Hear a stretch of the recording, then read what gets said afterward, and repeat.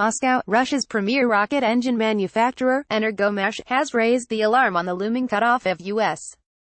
purchases of Rode 180 and Rode 181 engines. The end of the company's most lucrative revenue stream is coming, Energomash wrote in its annual report last week, and it is coming far sooner than anyone anticipated. In a section of the report dedicated to risk analysis, Energomash notes the 2018 U.S. National Defense Authorization Act limits purchases of Russian rocket engines after December 31, 2022. However, taking into account the timing of production of launch vehicles, Russian enterprises will begin experiencing negative consequences as early as 2020, the report says. United Launch Alliance relies on the Rode 180 to power the Atlas V rocket it mostly uses for U.S. government launches. Northrop Grumman Innovation Systems, meanwhile, uses the Rode 181 to power Antares rockets that launch Cygnus cargo tugs to the International Space Station for NASA. ULA and Northrop Grumman buy the engines from Rode Amros, a Florida-based joint venture of Energomash and Pratt. According to its annual report, over half of its revenue is provided by foreign contracts, with the rest coming from the Russian state. In production terms, their dependence is far greater. Of 19 engines it has on order for 2018, 17 of them are for U.S. customers. Senior Russian space officials, such as the new Roscosmos chief Dmitry Rogozin, have often shied from admitting that U.S.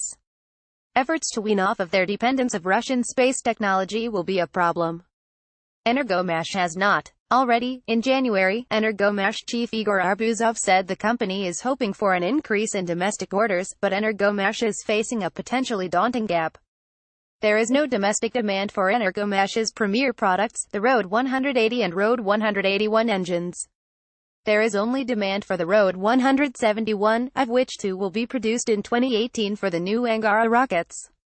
But Angara is not yet in serial production and it is unclear when those production lines will be launched. Further complicating this question is the fact that Angara's fate is intimately tied to that of the Proton rocket. Both are produced by the Khrunichev Space Center, which was recently tasked by Rogozin to wrap up production of Proton in Moscow, and move on to serial production of Angara after relocating its production floor to OMSK. There are many factors that can delay this process on both ends, with optimistic estimates in the Russian press floating 2021 as a possible window for making this switch.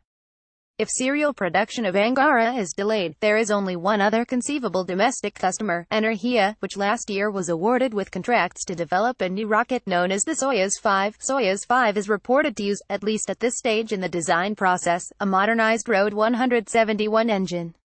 Again, with optimistic estimates, test flights of this rocket have been slated for 2021.